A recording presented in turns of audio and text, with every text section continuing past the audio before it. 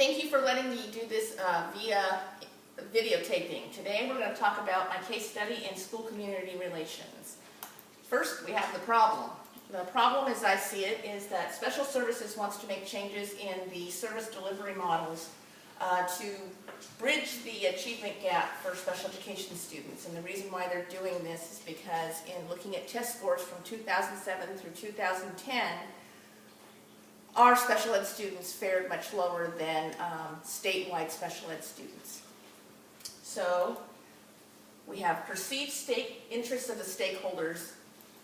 When looking at the parents, the perceived interests of the parents is that they want the best education for their children, and they don't want their child to struggle with curriculum that's too advanced for them. That's a big concern of theirs. And they don't want their child to be in a classroom where they don't fit in or they're going to stand out. In looking at the general education teachers, they don't feel adequately trained to teach special education students. It's something new, and it's just something that's a little bit uncomfortable for them. They must meet core standards, and all students must pass state academic testing. So these are some of the interests that have been shared with us from special ed teachers. Special education teachers' perceived interests are meeting students' individual teaching strategy needs. So we have to be able to do that in all settings. All staff working with special education students need appropriate training to adequately address modifications and accommodations of curricular needs. So we have to figure out a way to make sure that that is happening. Special education administration's interests are that test scores are lower without access to core curriculum found in general education classes. So they're feeling that being in general education classes are going to help them access core curriculum. In district enrollment is not increasing, then special education enrollment should not be increasing. So right now that's our special education numbers are increasing while the districts are not. And special education's revenue should match its expenditures. And again, that's something that's not happening at this point. So as we go towards resolution, and any kind of change we know is going to be difficult. So some of the perceived perspectives that are preventing resolution are, again, looking at the parents, that their child sitting in a general education classroom is not receiving appropriate instruction if they're not being pulled up to work on their specific individual needs. They feel sometimes they might be feeling the perception is that the only reason changes are being made is to save the district money. That's one that's being considered. And my child will stand out and be made fun of because he or she is different than most students in the general education classrooms. So those are some of the perceived perceptions that may be getting in the way of resolution from parents. In looking at the general education teachers, some of the perceived perceptions for them are that they won't meet standards if the pacing is changed to meet the needs of special education students that may be in their classroom. We don't have time to get the training necessary to be successful, and general education students will be compromised if special education students are in the classroom.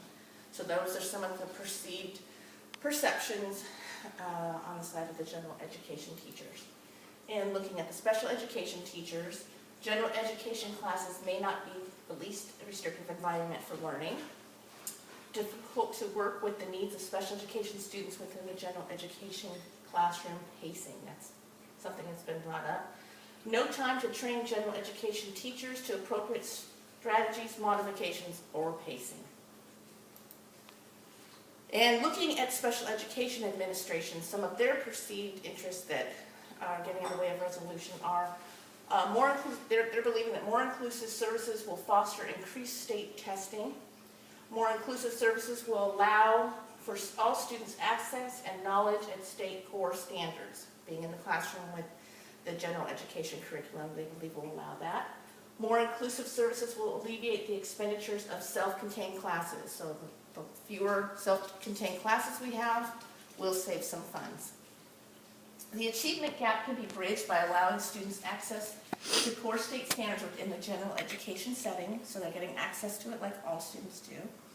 And more inclusive services with access to core curriculum will promote higher graduation rates with special education students. So those are some of the things that are the perceived perceptions of the administration.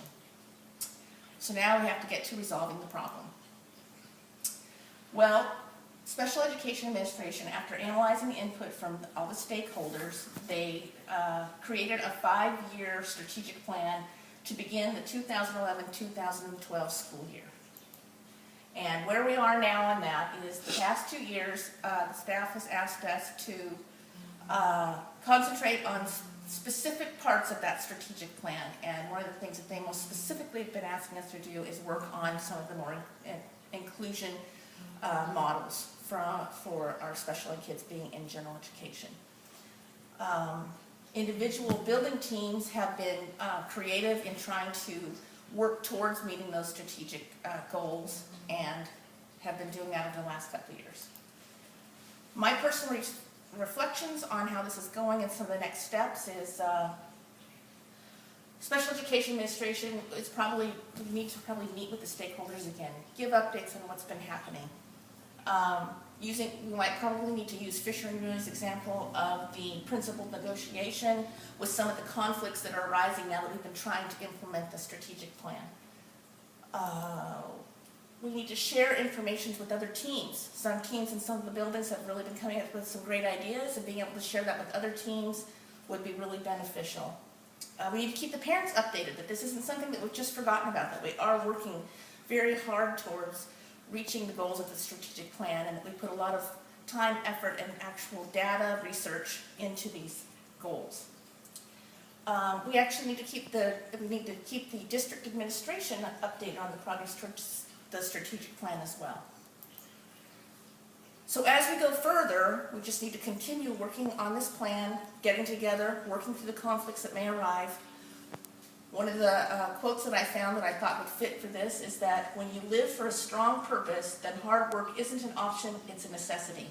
We're working to help kids achieve and working to better the lives of these students.